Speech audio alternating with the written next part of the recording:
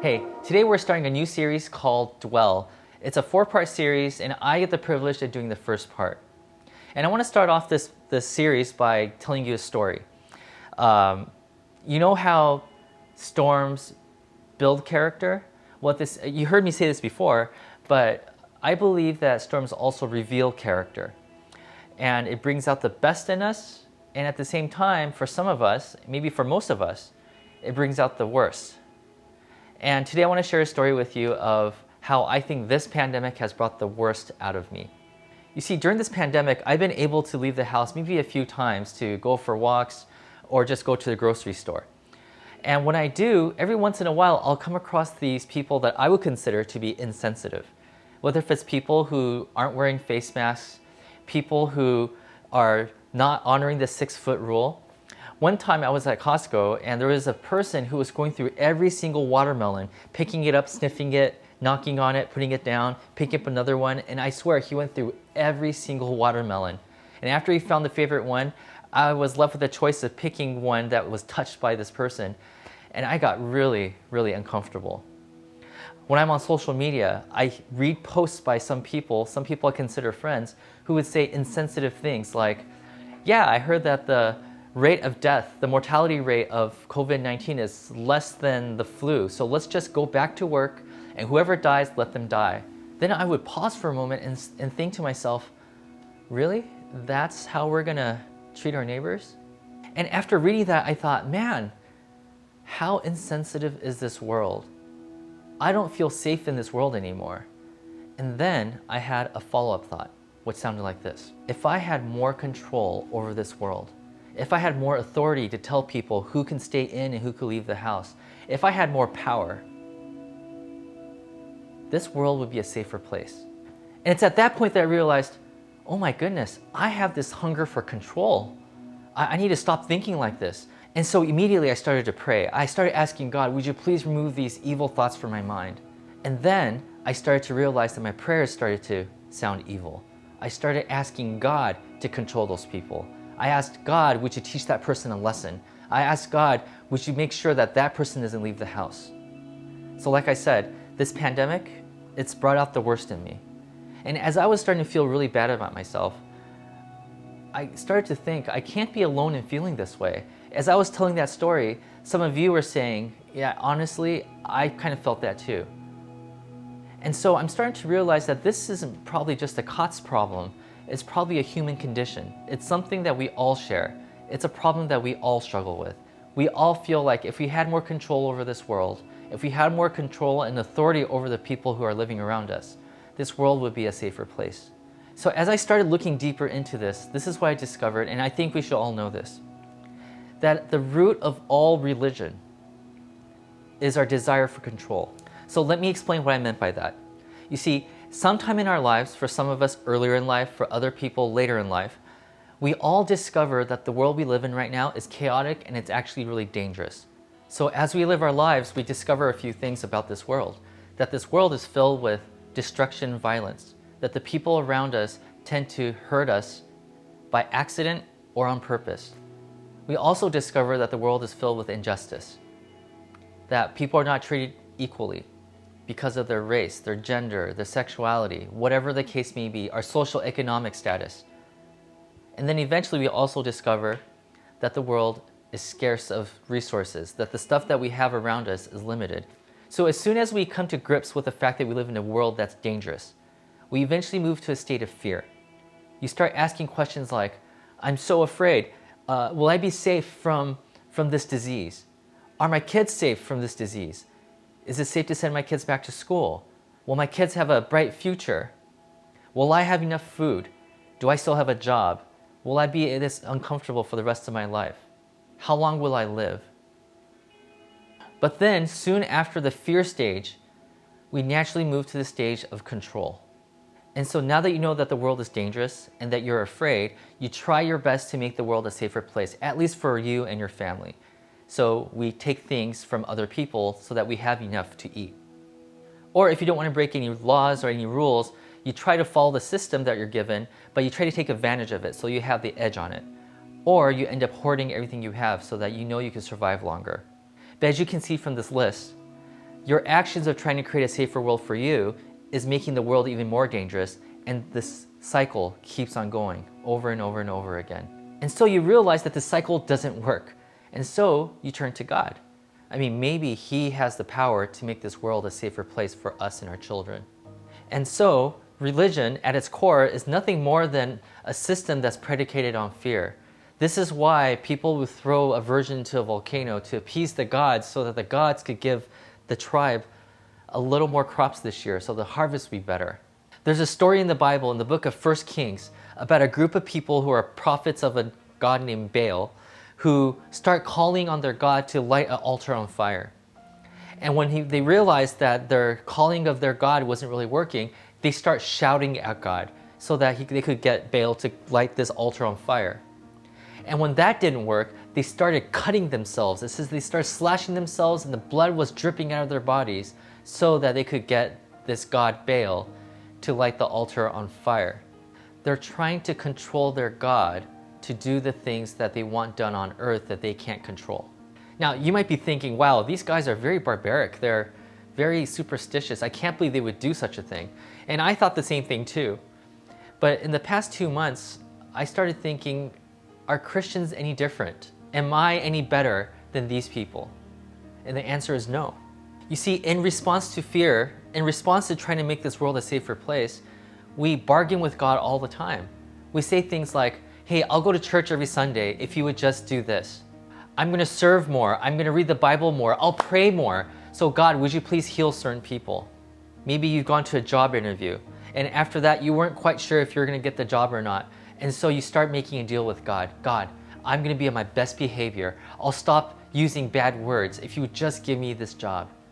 This is our attempt at controlling God, who has the ability to control the world. In other words, we've created a transactional type of relationship with God. And that's what religion is. A religion is basically a transactional relationship with the one who can do things that we can't do. But we never admit to that. We never say we're trying to control God. So maybe another way of defining religion is it's the cloak, it's the covering we put over our desire to control God with religious language.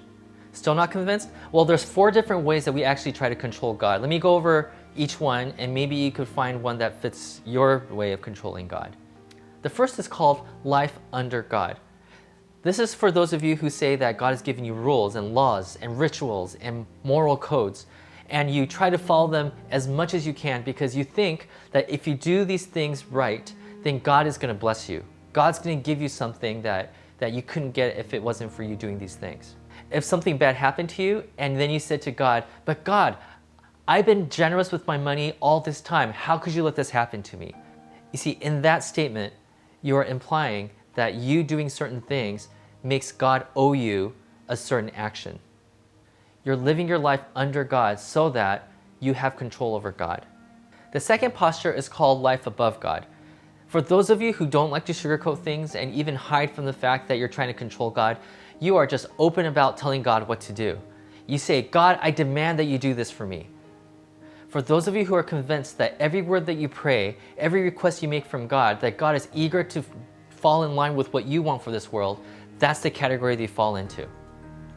The third posture is called life from God, and this is probably the most popular one in our world today. Basically, you believe that God exists to meet your needs, and if God stops giving you things, you even question why God exists in the first place. You've asked God over and over and over again to give you something, and if He doesn't give it to you, then you start wondering, well, why do we even pray? Because the very purpose of the existence of prayer and God is to make sure that you have what you want and what you need. Now, sociologists have a term for this. It's called MTD, Moralistic Therapeutic Deism. And this seems to be the most common postures amongst youth. They believe that God exists to either give you stuff or make you feel better. So for example, the worship team comes up and they start playing music, and then they start playing your favorite song. And so you stand up and you raise your hand and you're in this moment of worship, but then you don't feel good. You don't feel that good feeling when you usually worship. And so when the band leaves the stage, you look at everybody and say, I don't think that was a good worship set. I didn't feel God. That is life from God. You think that God exists to make sure that He covers all your bases for you. Now, the final posture is called life for God. What this means is that you do your best to align your mission with God's mission. If God wants you to take care of the poor, you're right there at the homeless shelter. If God wants you to stand up for people who are treated unjustly, you're right there with them protesting. But for some reason you feel that because you're aligned with God, that He will protect you no matter what. He'll keep your world safe because you are in line with what God wants you to do. Now the problem with this is that the one who was most in line with God's mission was Jesus, and He ended up getting crucified. And so when it comes to religion, everybody falls into one of these four categories. And Jesus had something to say about that. Now I know that we recently looked at Luke chapter 15, but I want to bring our attention back to the prodigal son, because in that parable, Jesus describes for us what posture God really wants us to have with Him. Now in this story, there's a father figure, and then there's two sons, the younger and the older. First, the younger one goes up to the dad and says, "Dad, I just want what's mine," and he takes off. Now here, the son, the younger son, he represents life from God. He says, "I know what you exist for, Dad. You exist to give me my stuff. Just give me my stuff so I could go and live my life." He's treating his dad as a genie, as an ATM machine, just there so that he could get what he wants. But then he also represents life above God, because he's basically directly telling his father what he wants from him. So after the son goes and spends everything that was given to him, he realizes that he made a huge mistake. So he comes back, and his father welcomes him back home. But then we meet the older brother. Once the older brother finds out that his younger brother is back home, listen to what he says to his dad. Verse 29. "Look, all these years I've been slaving for you and never disobeyed your orders." The older brother here represents life under God. He did everything that was required of him to do. He was living his moral life. He did everything that was commanded of him, and he thought he deserved something in return for it. But did you notice that he also represents the posture of life for God? He basically says, "My mission was according to what you wanted me to do, so I demand something in return for it." And now, in response to these two boys, the father makes an amazing declaration. Verse 31, "My son," the father said, "you are always with me, and everything I have is yours." He basically says, all that matters to me is that you are with me. The father says to the older son, "I appreciate your obedience. And yes, everything I have belongs to you, but the most important thing to me is your presence." Yes, your younger brother, yeah, he went out of line. Yes, we'll do something about that later.